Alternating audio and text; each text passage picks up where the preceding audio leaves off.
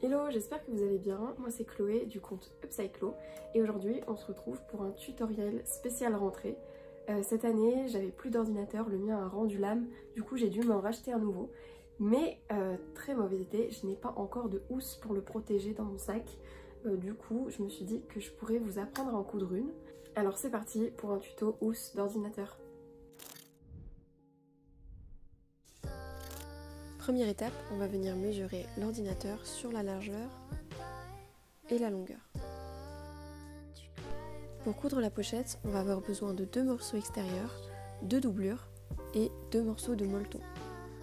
Personnellement, j'ai récupéré des vieux rideaux dans lesquels j'ai découpé mes parties et j'ai décidé en fait d'utiliser la partie douce pour l'intérieur de la pochette et la partie plus brillante pour l'extérieur.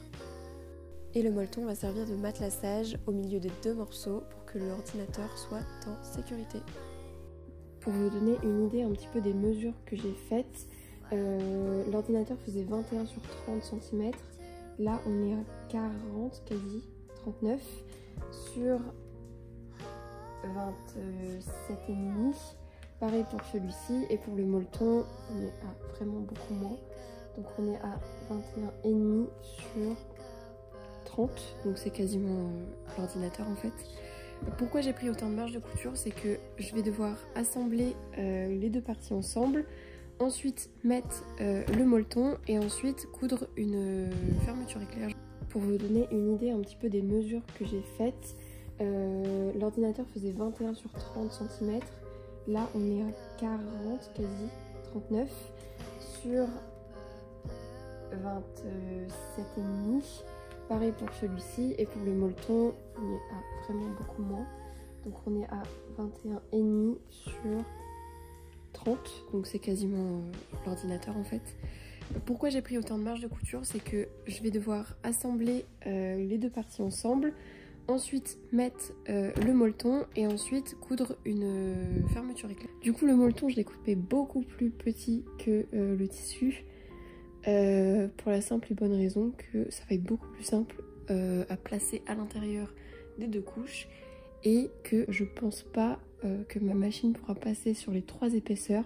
Peu importe la taille de votre ordinateur, en tout cas prenez des marges assez larges pour être sûr d'avoir assez, et au pire si c'est trop grand je peux couper, que l'inverse est beaucoup plus compliqué.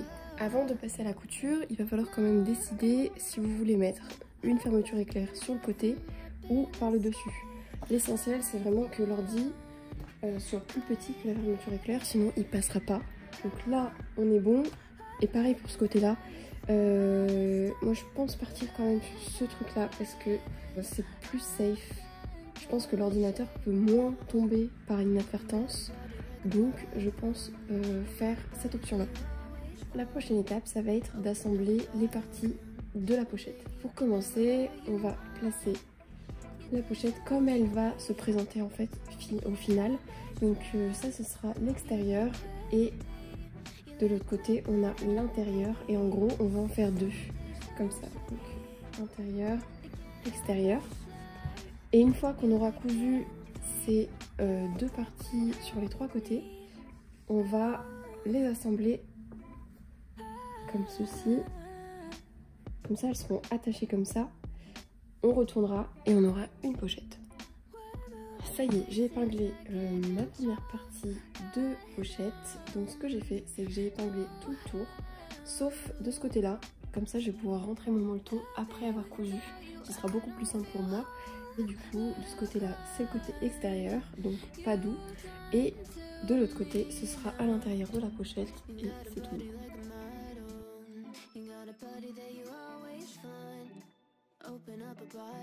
Une fois qu'on a cousu tout le tour, on peut rentrer le molleton dans les 2 parties. Et maintenant, on va pouvoir coudre la partie qui était restée ouverte pour laisser passer le molleton. Comme ça, on ferme complètement les 2 parties. C'est le moment d'assembler les 2 parties, donc on va les prendre endroit contre endroit et on va les épingler ensemble pour pouvoir coudre tout le tour, sauf en haut, parce que c'est là où j'ai décidé de mettre la fermeture éclair.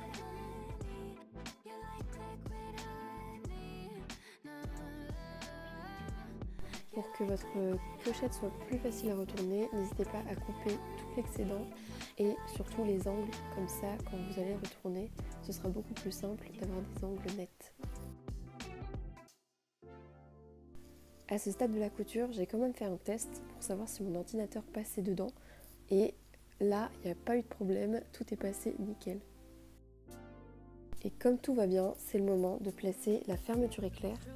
Pour ça, on va placer la fermeture éclair face contre le sol et du coup, elle va faire endroit contre endroit avec la pochette. On passe à la couture et pour ça, j'ai changé mon pied presseur pour un pied à fermeture éclair pour que ce soit beaucoup plus simple.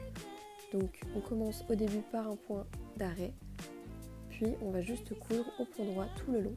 L'astuce avec le curseur, c'est de s'arrêter juste avant, planter son aiguille et passer en fait le curseur derrière le pied presseur. Donc on peut pivoter un petit peu l'ouvrage et comme ça on peut recoudre tout droit sans s'arrêter.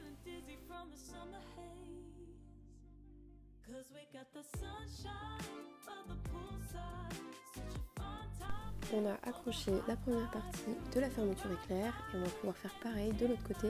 Donc pour ça on retourne l'ouvrage et en fait on va faire endroit contre endroit comme la première fois. Donc on place la fermeture éclair endroit contre endroit et on va tout épingler.